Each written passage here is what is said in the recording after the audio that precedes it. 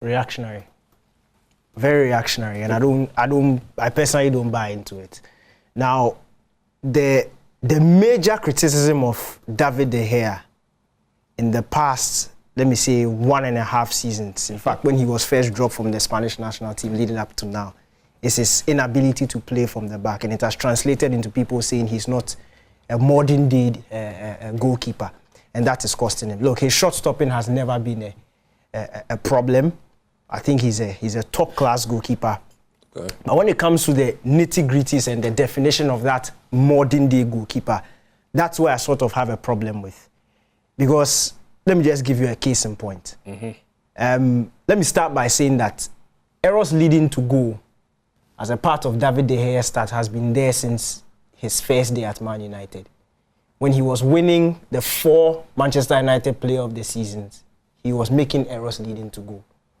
But his shot stopping and the fact that the team was doing well as a result of his heroics sort of covered those mistakes. And it is very normal for all goalkeepers. I was looking at some numbers, and let me just start off making a case in point between David de Gea and Ramsdale, Arsenal's goalkeeper. For this season? For this season. Okay. So, let me start by saying Arsenal have completed the 3rd most passes this season. In the league? In the league. Only Liverpool and Manchester City have made more passes than Arsenal. Arsenal, their average possession this season is 60%. Okay. That's the 4th highest. They are joined with Brighton, joined with Liverpool, and then Manchester City. These teams are teams that are possession-centered. Their entire game plan is based on controlling the tempo of the game. But when you look at Manchester United, Man United have an average possession of 54. Now, if you make below 55, you can't be considered a possession-based team. Okay. Because 55%... Yeah, that is pretty equal. It's pretty equal. So, we are looking at Ramsdale, who plays for a possession-centered team, against David de Gea, who plays for a team that goes on vibes in terms of whether or not they basically like to trade possession. They like to trade. So, when you look at their numbers, David de Gea has attempted more than 100 more passes than Ramsdale. Now, bear in mind, Ramsdale is playing for the team that has a lot of the ball. Ideally... Why is de Gea attempting more passes? Exactly. So that's one problem. David de Gea has made almost 100 more touches than Ramsdale. So Ramsdale's team loves to keep the ball. Ideally, goalkeepers in possession-centered teams are supposed to be part of the build-up, part of attacking build-up. They can be options to receive passes. And David de Gea has made 100 more passes than him. He's touched the ball almost 100 more times than him. Now, I spoke about 2 other teams. If you look at the goalkeeping stats of Brighton's keeper, Steele, you look at Ederson, you look at Alisson, they touch the ball kind of similar to what De Gea touches the ball, but higher. Way higher than Ramsdale. But all these teams, in terms of possession stats, in terms of passing, are around what Arsenal do. My point is, Arsenal have managed to form a system or build a system, that is Arteta, that is able to keep possession of the ball, dominate possession, but they don't necessarily involve their goalkeeper. Not that Ramsdale is not good at it, but Ramsdale has become a last resort for Arsenal. So when you look at the profile of Ramsdale passes, he's usually going long. And that is why Ramsdale has a 63% pass accuracy, pass completion, because the longer you go, the more difficult it is to complete. But David de Gea has 68. So David de Gea is essentially making more passes than Ramsdale, completing more passes than Ramsdale. But David de Gea is problematic when it comes to his distribution. What am I saying?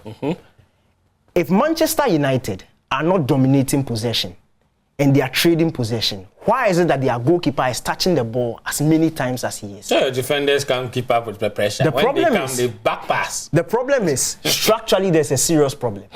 Man United are easily forced back by teams.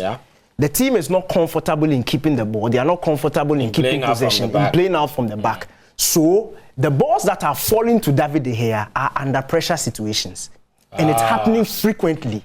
So de Gea is not like an Ederson who Akanji can play a one-side pass. There's no pressure. He goes back to him. They form a back three. And then he comes out of his pool and he's searching for a pass. Most of the time, when De Gea is taking the ball, there are 2-3 defenders who are closing down on him. There's attackers who are closing down on him. He already doesn't have that technical ability to be able to pick passes. So that is a structure and a system setting up a goalkeeper to fail.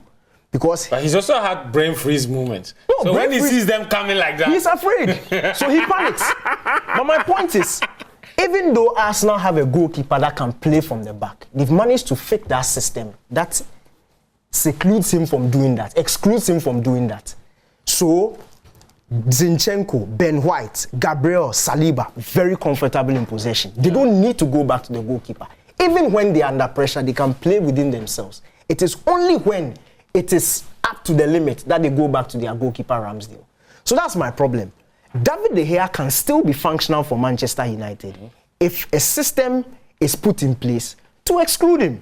Because if you are looking at the ball playing ability of Lisandro Martinez, Shaw has played in left back all season. There are times where he drops back to centre back and we see his ball playing ability. You look at Varane, very good on the ball. Dalot is supposed to be good on the ball. So Casemiro, who has come this season, is supposed to be good on the ball. Eriksen, who has played alongside Casemiro for the large chunk of this season, is supposed to be comfortable in the ball. So at least the first 6 players in front of David de Gea are supposed to be good on the ball. So a team that is not trading possession, why is it that anytime they are under a little pressure, they have forced to go back to the goalkeeper? There's something structurally wrong with this team, and it's exposing the goalkeeper. And it's not the goalkeeper's fault. I'm saying that errors leading to goal. If you compare Ramsey has also made 2 errors leading to goal in the Premier League this season. But you know why you're not seeing that? Because his team is winning. When he makes an error, they're able to score 2, 3, 4. And when it's time for him to also make his saves, he does it. When De Gea makes a mistake, his teammates fail him. And I'm not just saying fail him by failing to score. They can't even create chances and score goals. Yeah. They can't even create. So if you're saying that there is a structural problem this season that is forcing him to make the errors, what accounts for all the other errors from all the other seasons? Because De Gea is a chronic error. You see, the argument is not they are forcing him to make errors. I'm saying that I'm tackling from the De Gea is not a modern day goalkeeper sort of thing. Yes. That is silly. Number 2, the errors have always been. I'm saying Ramsdale has made the equal amount of errors that De Gea has made. Yet, and this was De Gea's second error. So until this weekend, Ramsdale had made 2, De Gea had 1. Yet De Gea makes this error, and all of a sudden the lights are going on him. Because last season, De Gea has made 4 errors leading to goals. How about maybe it's because Ramsdale has no history of it, and so it's easy for people to forgive him. Last season, how many did he make? The one before. For the last 3 seasons, Ramsdale and De Gea have made the same errors leading to goal in the Premier League. What about the last 12 seasons? What I'm saying is that the light and the amplification of Ramsdale's errors are not as much as De Gea, because Ramsdale's team will win. Ederson, Man City will win.